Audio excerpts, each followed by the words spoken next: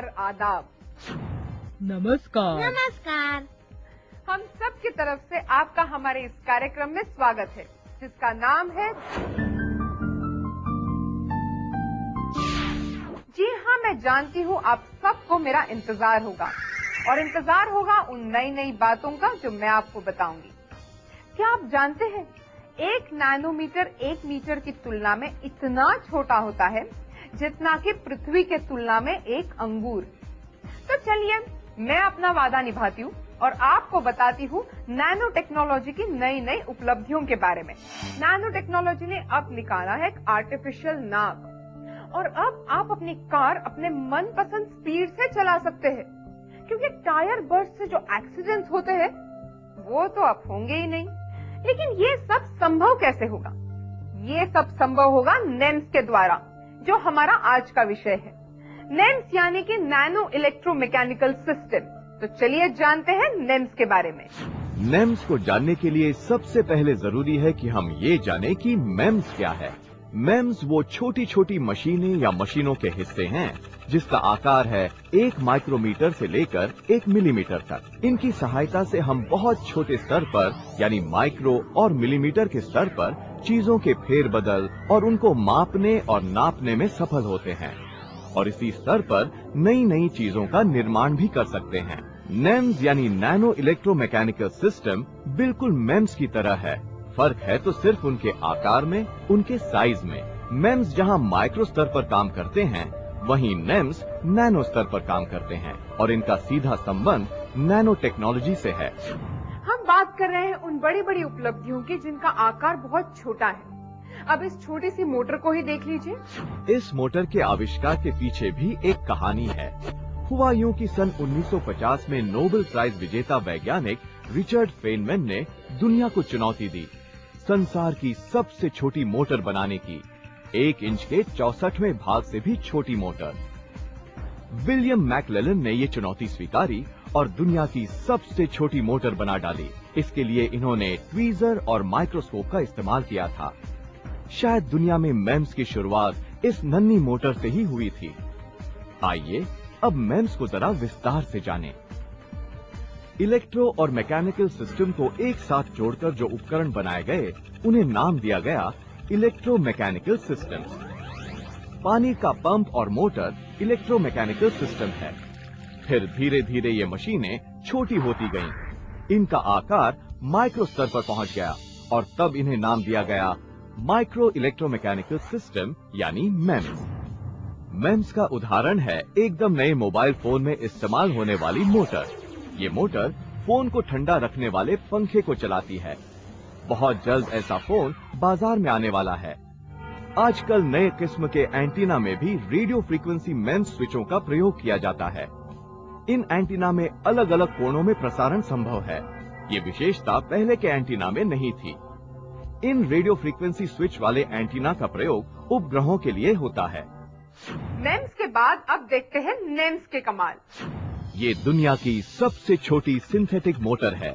ये मोटर लगभग 500 नैनोमीटर यानी मनुष्य के एक बाल से 300 गुना छोटी है। इसमें घूमने वाला हिस्सा और जिस हिस्से पर ये घूमता है, दोनों ही 100 से 300 नैनोमीटर लंबे हैं। इसमें इस्तेमाल किए गए कार्बन नैनो ट्यूब शाफ्ट की चौड़ाई तो सिर्फ 5 से 10 नैनोमीटर की है। बाप रे, इतनी छोटी मोटर! ये नैनो मोटर है बुद्धू, और नैनो का आकार तो तुम्हें पता ही है। नैनो इलेक्ट्रोमैकेनिकल सिस्टम पर आधारित ये मोटर भविष्य में सभी नैनो उपकरणों में इस्तेमाल की जाएगी, जैसे कि nano robots, drug delivery system, biosensors वगैरह वगैरह। इस तरह के मोटरों के बहुत सारे प्रयोग किए जा रहे हैं, क्योंकि इसके रोटेटर किसी भी एंगल में फिट किए जा सकते हैं। इसका इस्तेमाल ऑप्टिकल सर्किट में रोशनी को रीडायरेक्ट करने के लिए किया जाता है और इसका प्रयोग बायोमेडिकल प्रोडक्ट्स के व्यावसायिक उपयोग के लिए भी किया जाता है। नैनो टेक्नोलॉजी और मेम्स की उपलब्धियों का एक बेहतरीन नमूना है ये माइक्रो सुइयां, जो ट्रांसडर्मल इंसुलिन डिलीवरी के लिए इस्तेमाल की जाती है। ये drug delivery system micro fabrication से बना है। कभी तो सिर्फ ये एक कल्पना थी, लेकिन आज एक सुकून भरा सच कि अब दवाइयां आपके शरीर के अंदर बहुत आसानी से पहुंच जाएगी। ना तो आपको इन्हें खाना पड़ेगा और ना ही इंजेक्शन लेने की परेशानी उठानी पड़ेगी। अक्सर मुंह से दवाइयां लेते वक्त एक समस्या खड़ी हो जाती है कि ये दवाइयां हमारे आंतों में चली जाती है, लेकिन इन सुइयों द्वारा हम इस समस्या से बच सकते हैं। पर सुइयां तो चुभती होंगी, दर्द होता होगा। नहीं, बिल्कुल नहीं। यही तो कमाल है इस डिवाइस का।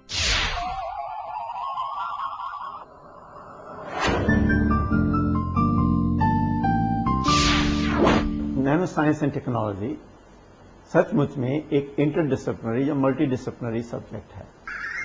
Nano science and technology research के लिए या नैनो साइंस एंड टेक्नोलॉजी समझने के लिए हमें अलग अलग सब्जेक्ट्स में जैसे फिजिक्स, केमिस्ट्री, बायोलॉजी, मेडिसिन या इंजीनियरिंग का ज्ञान होना जरूरी है। इसी इंटरडिसिप्लिनरी नेचर के कारण नैनो एजुकेशन या nano science and technology education एक रिसर्च का विषय बनता जा रहा है। क्या nano education under graduate level पर, बीटेक या बैचलर ऑफ इंजीनियरिंग लेवल पर एक कोर्स सब्जेक्ट बन सकता है? इन सब विषयों पर विचार करने के लिए एक international journal of nano education भी शुरू हो चुका है।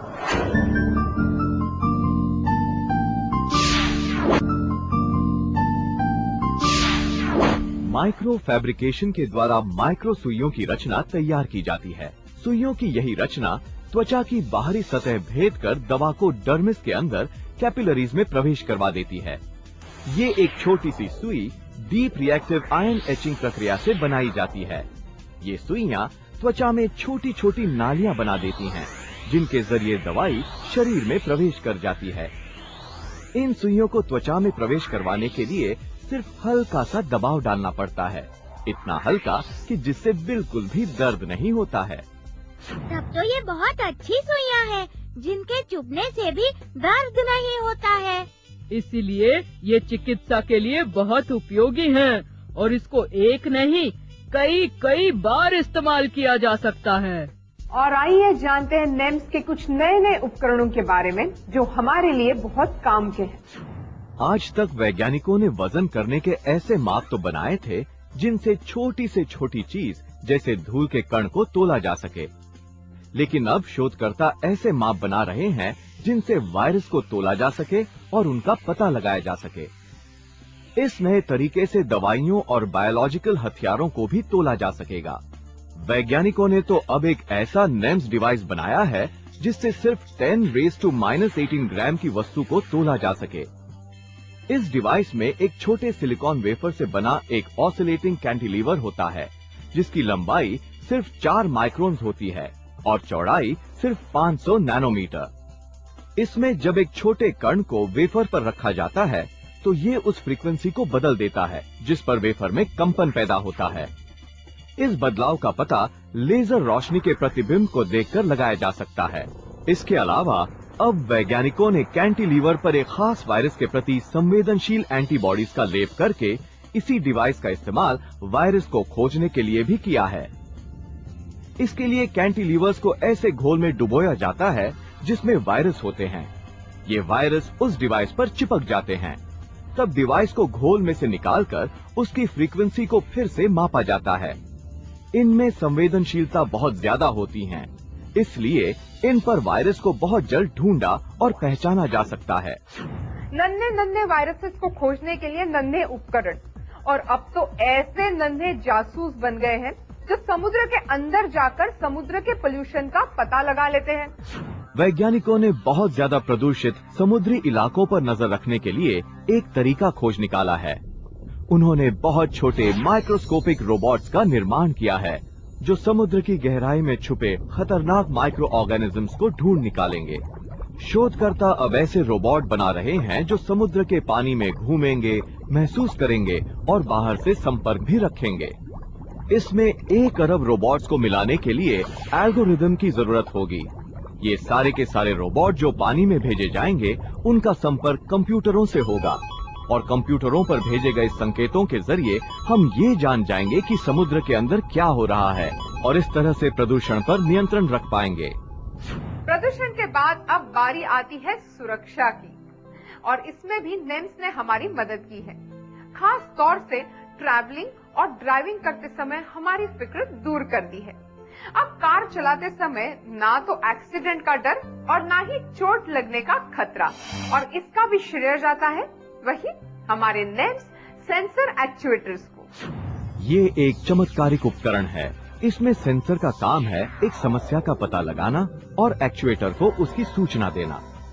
एक्चुएटर का काम है उस अवस्था को बदलकर वहीं समस्या को सुलझा देना, और अगर समस्या काफी गंभीर है, पूरा सिस्टम खतरे में है, तो तुरंत सिस्टम को बंद कर देना। उदाहरण के लिए, अगर एक्सप्रेस हाईवे पर तेजी से दौड़ती हुई कार के टायर ज्यादा गर्मी और हवा के दबाव से लगभग फटने ही वाले हैं, तब गाड़ी में लगे सेंसर एक्चुएटर्स में से सेंसर तुरंत इसकी सूचना ड्राइवर को देगा। ड्राइवर को भी एक निश्चित समय के अंदर ये निर्णय लेना है कि वो इस अवस्था में क्या करे। लेकिन अगर ड्राइवर निर्णय नहीं ले पाता, तो एक्चुएटर तुरंत कार के इंजन को धीमा करके कार की गति को कम करेगा और फिर उसे रोक देगा। है ना कमाल नैनो टेक्नोलॉजी का, खास तौर से नेम्स का। अब यही नेम्स कार दुर्घटना ही नहीं, बल्कि भोपाल गैस दुर्घटना जैसी बड़ी दुर्घटनाओं को भी रोक सकेंगे और लाखों करोड़ों लोगों की जान बचा पाएंगे। मान लीजिए एक गैस स्टोरेज टैंक में दबाव बहुत बढ़ जाता है, इतना बढ़ जाता है कि गैस लीक होने का खतरा होने लगता है। इस बात का पता प्रेशर सेंसर लगा लेगा, बल्कि कंट्रोल रूम को तुरंत सूचित करके सावधान भी कर देगा कि वो इस पर तुरंत कार्यवाही करे। लेकिन अगर कंट्रोल रूम एक निश्चित अवधि में निर्णय लेने में या कार्यवाही करने में असफल होता है, तो एक्चुएटर तुरंत पूरे के पूरे गैस प्लांट को ही बंद कर देगा, ताकि दबाव और न बढ़े और गैस लीक होने का खतरा टल जाए।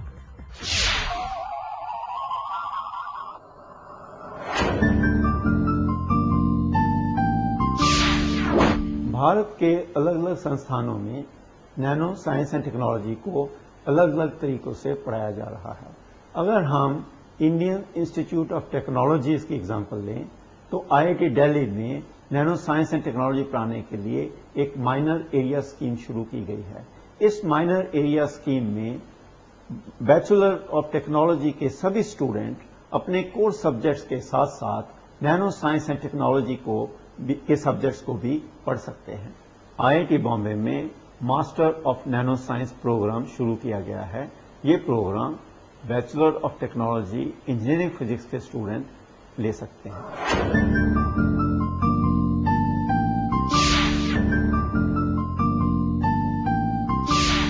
जब जब विज्ञान की प्रगति हुई, उन्नति हुई, तब खतरे भी बढ़े, लेकिन इन खतरों का समाधान भी विज्ञान के ही पास है। विज्ञान के पास तो बहुत कुछ है, लेकिन चलिए पता करते हैं नैनो टेक्नोलॉजी के पास क्या क्या है। नैनो टेक्नोलॉजी खास तौर से नेम्स आपके लिए ले आया है एक आर्टिफिशियल नाक। अरे इसमें नया क्या, कितनी हीरोइनें आर्टिफिशियल नाक लगाकर खूबसूरत बन चुकी हैं। पर ये वो नाक नहीं फूल, इन्होंने हमें पहले ही बताया था। ये तो सुरक्षा व्यवस्था में इस्तेमाल की जाने और हमारी जान बचाने वाली नाक है। ये आर्टिफिशियल बायोलॉजिकल नाक भविष्य में वस्तुओं को सूंघने की क्षमता रखेगी। बायोलॉजिकल नाक अणुओं को पहचान कर उनके संकेत मस्तिष्क को देती है। यही काम अब आर्टिफिशियल नाक करेगी, अणुओं की पहचान करके उनके संकेत हमें देगी। आजकल नेजल मेम्ब्रेन की जगह इस आर्टिफिशियल नाक का प्रयोग बहुत हो रहा है। आर्टिफिशियल नाक असल में पॉलीमर्स हैं जो बिजली से चलते हैं। इस बिजली से चलने वाली नाक में मिले जुले पॉलीमर्स को इलेक्ट्रोड्स के बीच फैला दिया जाता है। जैसे ही उस पर अणु आते हैं जिन्हें सूंघना है, इन पॉलीमर की कंडक्टिविटी में एक खास तरह का बदलाव आता है, जिससे अणुओं की पहचान हो जाती है। इनका पता लगाने और ढूंढने का तरीका न्यूरल नेट्स पर आधारित है। जैसे ही कोई नया अणु इन पॉलीमर्स पर उतरता है, इनके बदले हुए संकेतों से हम जान जाते हैं कि वहाँ कुछ है। इसके लिए नाक को ट्रेन करना पड़ता है। जैसे अगर हमें भी जब कोई महक पहली बार आती है तो हम उसे पहचान नहीं पाते, पर यही महक जब दूसरी बार आती है तो हम उसे तुरंत पहचान जाते हैं।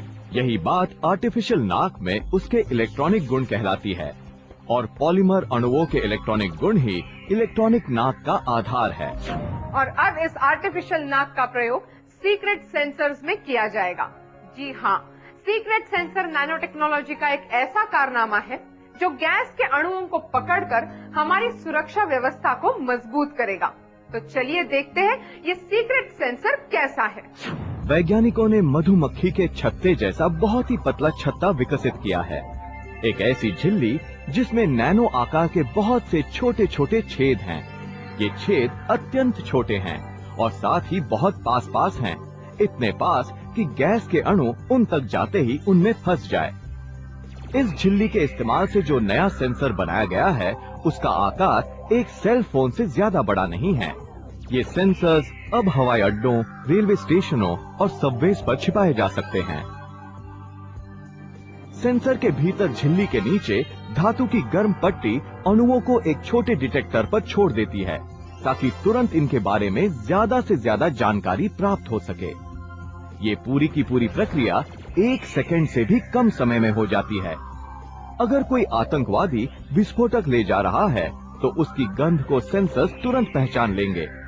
कमाल ये है कि सेंसर्स विस्फोटकों की गंध सभी जगह से पकड़ सकते हैं, कपड़ों से, सूटकेसों से और किसी भी सामान से। कहीं से भी रिसने वाली गंध इन सेंसर से बच नहीं सकती।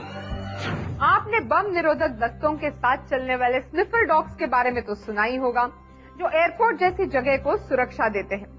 लेकिन नैनो टेक्नोलॉजी से बने डिटेक्टर्स हजारों स्निफर डॉग से भी कई गुना ज्यादा सुरक्षा देंगे, और वो भी किसी की भी जान खतरे में डाले बिना। अपने अगले सेगमेंट द लिविंग अर्थ में हम जानेंगे धरती के विभिन्न जीव जंतुओं के बारे में।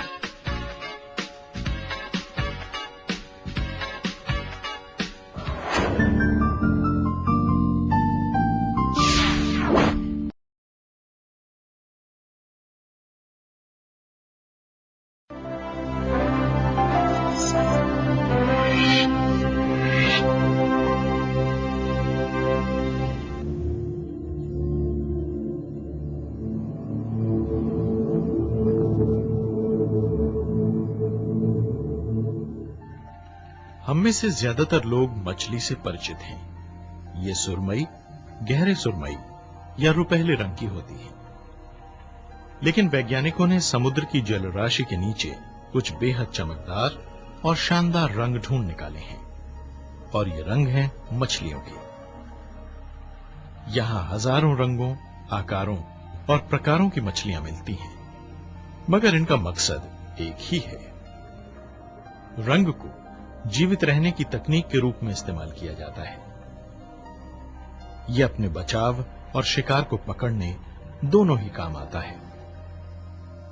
मछलियां रंग, छिपने की कला, मिमिक्री और आकार को अपने जिंदा रहने की रणनीति के रूप में इस्तेमाल करती हैं। मछलियां अपने शिकार से बचने के लिए खुद को अदृश्य बना लेती हैं। कभी कभी मछलियां अपने आसपास के माहौल में घुल मिल जाने के लिए रंग बदल लेती हैं, जैसे कि स्क्विरल फिश और रेड ब्रेस्टेड रॉसे जैसी प्रजातियां। ये दूसरी मछलियों के लिए बिल्कुल अदृश्य ही हो जाती हैं। जिन अन्य इलाकों में मछलियां कोरल के बीच रहती हैं, उनके रंग उन्हें रीफ की छाया से रंग मिलाने में मदद करते हैं। हमें जो रंग चटख लगते हैं, वो मछलियों के लिए बचाव मुहैया कराते हैं। वो जिस तरह से रंगों को देखती हैं, उस कला को संपूर्ण बनने में लाखों साल लगे, और रंगों के बारे में उनकी सोच एकदम अलग है। इन नाजुक प्राणियों के लिए इन बदलावों और तकनीकों से जिंदगी और मौत के बीच का फर्क तय होता है। बड़े आकार के परभक्षियों से बचने के लिए इनके पास यही एकमात्र तरीका है। इंसान बेशक सबसे बुद्धिमान प्रजाति हो सकती है, लेकिन फिर भी विकास की इस प्रक्रिया में उसे प्रकृति के विकासवादी तौर तरीकों और एक दूसरे पर निर्भर होने की उस पेचीदा प्रक्रिया से बहुत कुछ सीखना है, जो जीवन के समस्त स्वरूपों को एक साथ बांधती है। अब समय है सवाल जवाब का।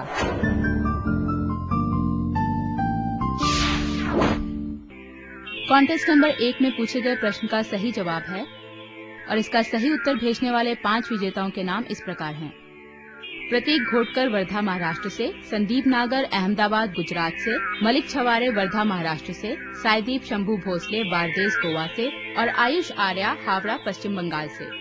इनके अलावा 10 और विजेताओं को सांत्वना पुरस्कार भेजे जा रहे हैं। हमारा आज का प्रश्न है, NEMS का पूरा नाम क्या है? A. Nano electromechanical system, B. Nano electromagnetic source या C. Natural electromagnetic system. आपका जवाब हमें 10 दिन के अंदर इस पते पर मिल जाना चाहिए। विज्ञान प्रसार, C24, कुतुब इंस्टीट्यूशनल एरिया, नई दिल्ली 110016। आप हमें ईमेल भी कर सकते हैं। हमारा ईमेल आईडी है contest@vigyanprasar.gov.in। अगर आपके पास कोई सुझाव है तो आप हमें जरूर भेजिए या ईमेल कर सकते हैं info@vigyanprasar.gov.in पर।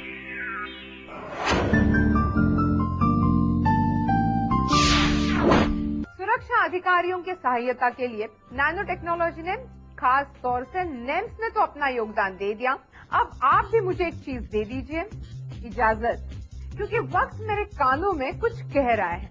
तो फिर मिलते हैं अगले हफ्ते इसी दिन इसी समय। तब तक के लिए नमस्कार। Bye bye. अगले अंक में हम बात करेंगे जेनेटिक्स के क्षेत्र में नैनो टेक्नोलॉजी के योगदान की और खास तौर पर चर्चा होगी बायोचिप के बारे में।